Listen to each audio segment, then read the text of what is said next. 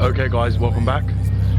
So today's video is going to be the best mods for your E60 M5. So let's get onto it. Manic shit or this manic shit keeping me away from these mannequins. But goddamn, get it done, will ya?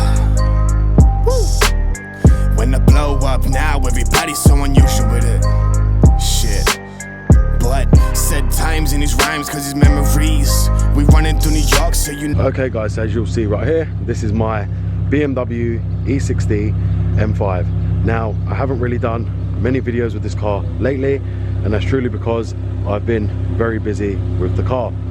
If many of you will notice, the first thing is we've got the original M5 alloys back on, which I actually got from, I believe he's one of my subscribers in London when I was down there. He had them for sale and I couldn't resist. I went and bought them because I wanted to get the old alloys, as you saw, the CSL ones, off this car, which are now on my other E60, and I've now got the car back to factory, which is what I wanted.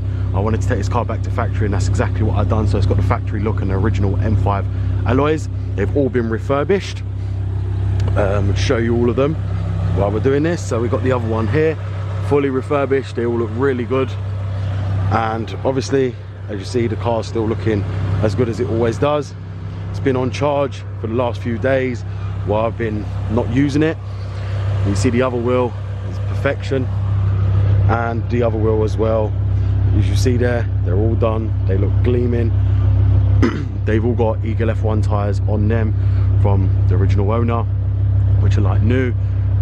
The front ones don't have them, but I have already booked it in to have Eagle F1s put on the front as well for all matching tyres, because the guy put on some other make tyres on the front.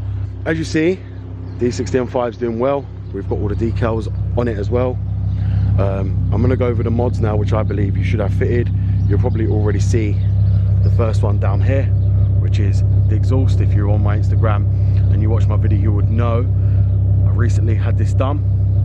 This is one mod I do believe anyone with an E60 M5 should do. This is probably one of the best mods you can do to an E60 M5 to give that V10 sound and the growl. This exhaust system is just a back box delete. That's all it is. When I originally had it done at fast lane styling, they asked me if I wanted flaps in it, electronic flaps to quieten it, and I told them no, because I wouldn't actually use it. They were actually going to fit that for me. You'll see here I've got the aquapovic tips on here. Many of you guys would have seen on my Instagram, they had the aquapovic tips. They're all done. Now I'm very, very happy with the way it sounds. Like I said, I don't really use this car too much to worry about the exhaust sound, and obviously I don't start it up at inappropriate times to annoy everybody.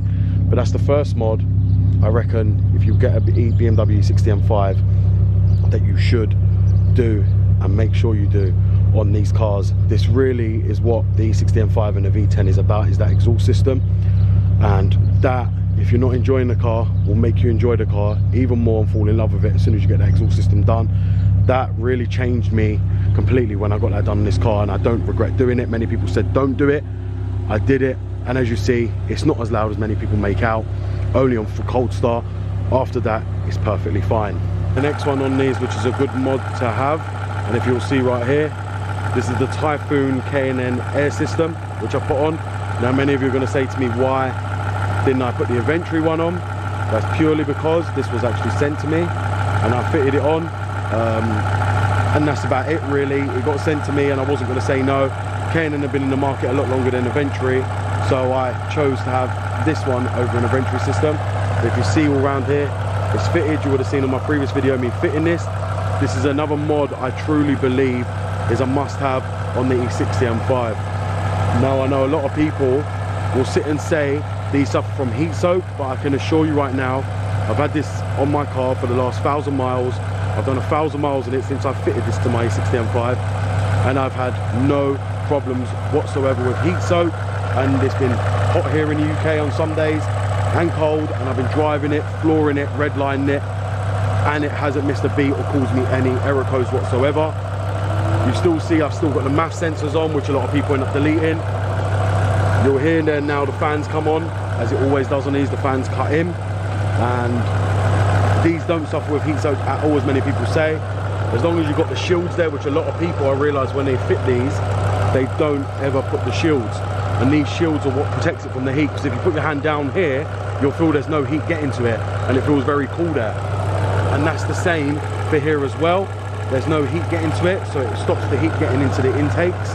So I believe this is another must-have mod, especially if you're planning to give a back box delete. These give a lot of induction sound from the engine, and obviously it transfers it via the exhaust as well. It sucks in a lot more air, which gives a lot more growl coming through the exhaust.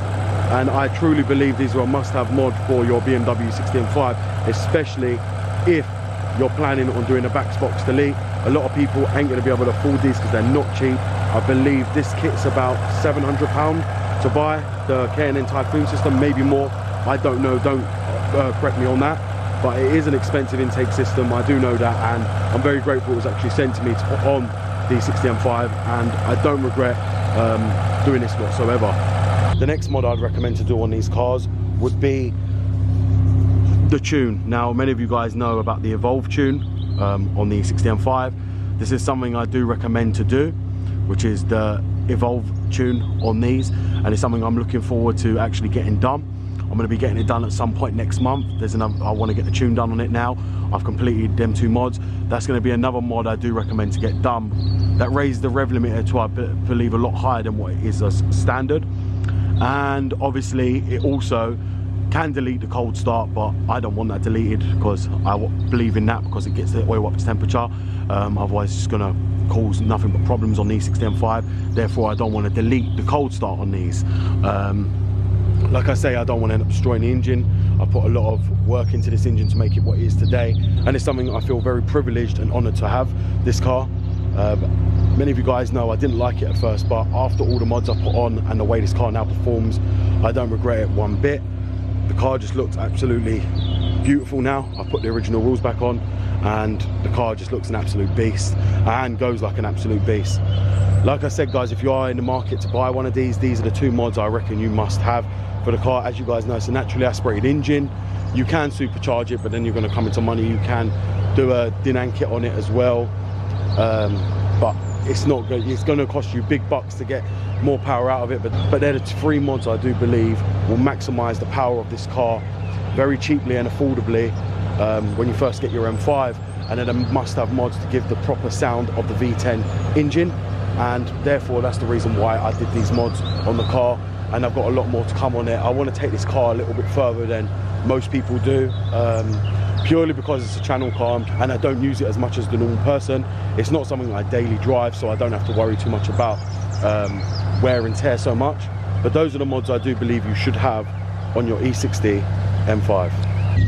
So there you have it, guys. I've just gone over the must-have mods for your BMW E60 M5. I know this isn't a lot of mods as most people actually do on their BMW E60s, but these are just the ones I chose to actually have on my E60 M5. Many people will go a lot further and have a lot more mods, but I don't want to modify it too much because, as I said, it doesn't get used as much. But I will be doing a lot more mods to this car.